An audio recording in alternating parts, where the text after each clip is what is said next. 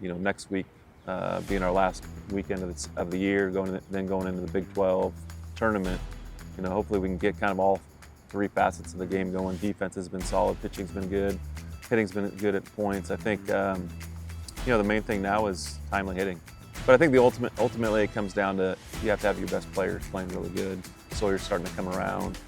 Chase is fighting some injuries. Rob Liddington's been phenomenal as he's kind of gotten back into the lineup, and Jack Bell's been pretty steady. So I'd love for us to kind of have all three of those facets rolling as we get into postseason play. Welcome to another episode of Frogs in a Pod. Roger Williams, Chrysler Dodge Jeep Ram. We're here with Coach Kirk Saarloos, Connor Wanhanen here.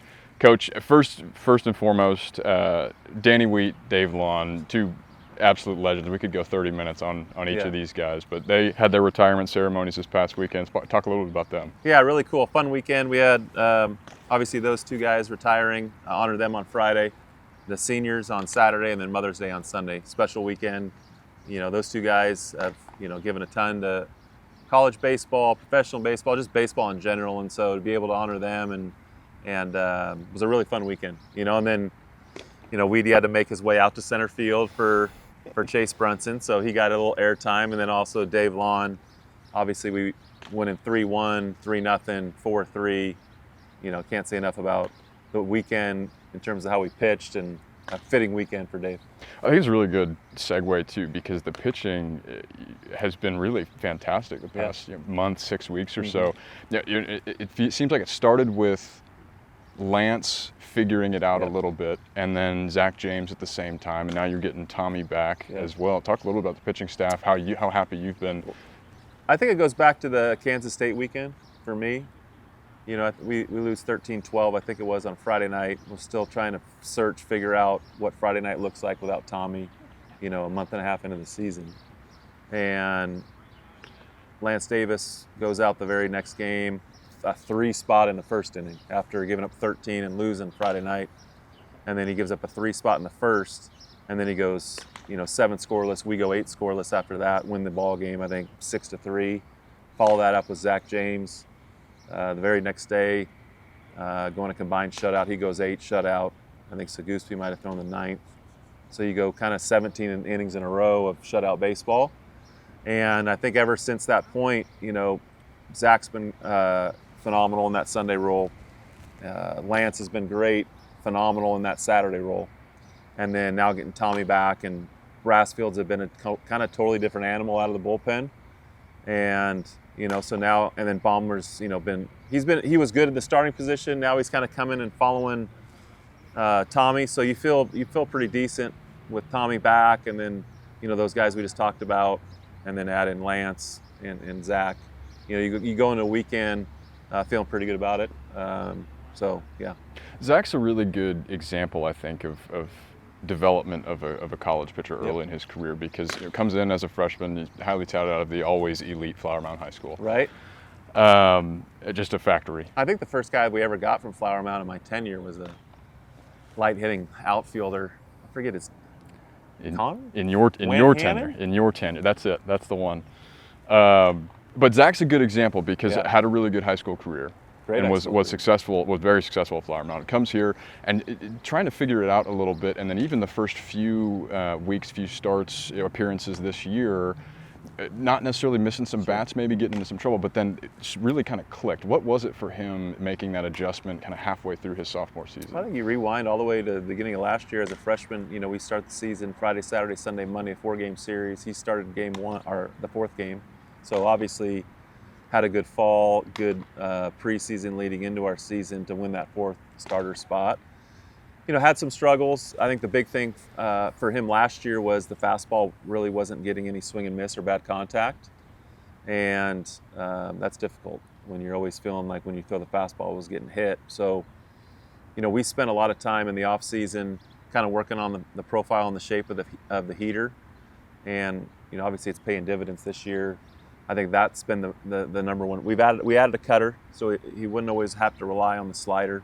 The changeup's always been good, but I think kind of the profile of the fastball with adding the cutter, I think makes up for a lot of him not having to be so perfect. I think that's the thing he felt last year. It felt like he always had to be perfect. And I think now, confidence is an amazing thing. And I think, once he kind of got through the early part, I think the game against Loyola Marymount, I think back to wasn't a great one for him. And really since that point, he's been phenomenal. So, I think I heard a stat when I was, maybe when I was suspended, watching the Friday night game, talking about Zack James, who's going to throw on Sunday. I think, the Frogs are 18-0 or something when he pitches, in games he pitches. So, obviously he's doing something right. But he's been really, really good. Proud of him. Sitting back watching from it looks like he's really leaned into who he is as a pitcher on the mound. From a team perspective, thinking along that same lines, you feel like this team holistically, top to bottom, on the mound, in the field, at the plate, figured out our identity at this point, know who we are as a club going into middle of May? Yeah, it was interesting because at the beginning of the year we couldn't pitch at all, and we were really hitting to cover up for that. And then, as of late, we've really pitched, haven't hit as much as we've wanted to. So, to get kind of those two things to going at the right time, obviously, next week being our last weekend of the year, going into the Big 12 tournament, hopefully we can get kind of all three facets of the game going. Defense has been solid, pitching's been good, hitting's been good at points. I think, the main thing now is timely hitting. I think we had chances to make those games a little bit more one-sided than they were this last weekend, and but I think ultimately it comes down to you have to have your best players playing really good. Sawyer's starting to come around. Chase is fighting some injuries. Rob Liddington's been phenomenal as he's kind of gotten back into the lineup, and Jack Bell's been pretty steady. So I'd love for us to kind of have all three of those facets rolling as we get into postseason play. Let's talk about the Big 12 tournament. So 5-4 for the Frogs right now in Big 12 series, heading into Morgantown, which is going to be a tough place to play, especially with them coming off of a sweep in Kansas. Heading into surprise for the first time, I know the mentality, obviously, inside the clubhouse is you're not thinking about the bigger picture necessarily as a player. You're worried about today, the work you've got to do today, and winning that ball game. But as far as the postseason, the resume, moving towards regionals, happy with where things are, how guys are playing and trending in the right direction? I think happy with where we're at currently today compared to where we were maybe a week ago, coming off a sweep at Oklahoma State, and then, I think we went 27-5 on our home schedule this year, so took care of business at home. Now, I mean, the big thing for us is going on the road. Like you said, 5-4, we've done what we need to do against kind of the bottom half of the schedule, of the Big 12 schedule. We got to be better against the teams at the top. And this next weekend, obviously, will be a great test for us. I think, they have a lot to play for. They have a chance to win a conference championship. We have a lot to play for in terms of building our resume and also finishing fifth in our conference, fifth in our conference, which is a big deal because the depth piece for us on the mound, I mean, you'd love for every weekend to be like it was this last weekend where you only have to use 6 pitchers. But we especially need to be able to have that double bye to hopefully not have to play 4 or 5 games in the Big 12 tournament. Obviously, you just take one game at a time, but with the way it is this year, you finish in the top 6. I think it's a double bye, and you're not playing until Thursday, which is a huge deal. Our depth with the roster crunches, and then I think we have 4 or 5 different arms that we were counting on that aren't available, are hurt for the year. So it makes our depth piece really difficult. Talk a little bit about the roster crunches. So you refer to that, obviously, if you follow the sport, you understand the roster is being capped at 34 players. How has that affected you and the rest of the coaching staff as you're planning moving forward? Sure. So there's something that's called DSA, Designated Student Athlete, which when they signed this new litigation where they were going to have roster capped at 34, that was going to be kind of grandfathered in. So you could DSA certain players on your roster that wouldn't count against your 34, right? So we actually DSA'd 9 guys. So we could have had 43, which would have made a huge difference.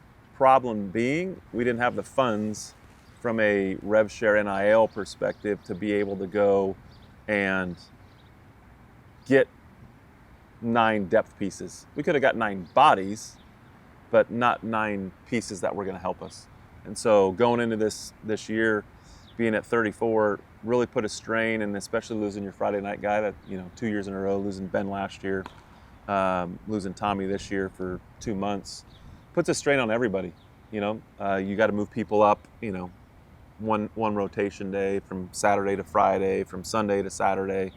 But the big thing has been in terms of the depth on the mound. I think position player wise, it's been fine, but when you start, you're losing Tommy for the year. For most of the year, you lose Louis Rodriguez, Cade Udy, Ole Fernsler, we were planning on him being a big piece. Lose him for basically the year. Aiden Barrientos, another freshman that we were really high on, lose him for the year. Ethan Thomas is now going to have surgery, so we lost him for the year. So it starts piling up, and it becomes difficult. And you put a lot of strain on the Nate Stearns, Tanner Seguspis, Walter Quinns, and your rotation to really have to give you length and be good every single time out, because there's not a ton of depth. Well, and there's no September call-ups. Yeah, there's no minor league. There's no minor league team that you can't go pull from. So right. It's so important, though, that Tommy's able to come back even at this point in time. And I know maybe didn't necessarily expect that to happen. How big has that been? It's been huge. It's been a shot in the arm. The first 2 outings, being out of the bullpen, we were trying to kind of smooth his way in, and it got to the point now this last weekend where we felt like he could give us 50 and kind of be back in his normal routine of starting and giving us 3 solid innings. We're going to hope to get him to 65 this next week. And then it kind of just lets everybody slot back into where we had designed this thing to be. And I think the big thing it allowed us to do was not have to use Brassfield for 50, 60 pitches on a Friday against a very left-handed dominant team. All of a sudden now he throws 20 and goes 2 innings on Friday. And our goal was to be able to have that happen so that we can use it on Sunday, which ended up being huge because he threw another 2 innings on Sunday, which helped bridge the gap to get us to Tanner. I think fortunately, and obviously as you know this, but you get into that regional format where anything can happen. Yeah. You've got to be able to be adaptable in a number of ways, and we've seen it through all the times that the Frogs have made it to the College World Series. You've got to have somebody show up that maybe necessarily wasn't in the weekend rotation that chews up a ton, has a fantastic outing in the regional. Yeah, and one of those guys that kind of in my mind when you're talking about that, somebody that hasn't thrown for us on the weekends, but has been really good for us on Tuesdays, because those Tuesday games, you're not trying to overtax the guys that you use heavily on those Fridays, Saturdays, and Sundays. And so, the guy that jumps to my mind is Cade Nelson, who's made quite a few starts and pitched really good for us as a freshman. And, that's a guy that by the time postseason play starts, there's going to be a start for him, whether it's in the Big 12 tournament, whether it's in a regional. That's a guy that's why we started him earlier in the year, because you need 4 starters, sometimes 5, and we're going to need him. And I think he's been in enough situations where we feel like he's not a freshman anymore, experience-wise. You're at that point in the year, I think, that everybody does kind of age over, and that's the saying, right? You're only a freshman until the first week of May, but this team's experience has been through a lot. It's been up and down, even going back to the non-conference, but I think if anything else, that prepares you for some of the adversity that may come in the postseason. Sure. We got tested early, great schedule. Obviously, UCLA's ended up having a phenomenal run, and we took our lumps there, but we started off well in Globe Life, and some, like you said, there's been some great, some really poor. That's kind of baseball in and of itself, and especially, like I said, nowadays where I think you have limited rosters, so a lot of this talent now is kind of getting pulled in a lot of different directions. So they're really, you look up and down our league, anybody can beat anybody on any given day, and I think the parity in college baseball is great. You look at a team that's won the last 2 national championships that is sitting at, third to last in their conference, and probably is, unless they win their conference tournament, is not going to make the postseason. And it is, and a lot of it comes down to injuries. But I think ultimately you just want to be playing your best baseball at the end of the year. I think with the hiccup last weekend, other than that, I felt like this team is trending in the right direction for sure. Well, it's exciting times. We're in May. It always is this point in the season. One more week of the regular season left for TCU. They'll head to Morgantown take on the Mountaineers for 3 next week, then head to Surprise for the conference tournament. Yeah, and it'll then be nice and chilly in Surprise, Arizona at the end of May. It is not. I can confirm it is not. Yeah, you were just in Arizona. What was it, 110? 106 yesterday, I believe. There you go. For, Not one for first fan pitch. in the view of No. the. I know they were all sitting in the shade, but there wasn't one fan in the chair back seat. In the This sun. you'll find out how much you love the game going to the That's conference right. tournament this year. But Frogs will then await their fate in the Selection Monday coming up on Memorial Day. Coach, thank you for taking Thank the you. time. Excited to watch. Thanks, Connor. Thank you, guys.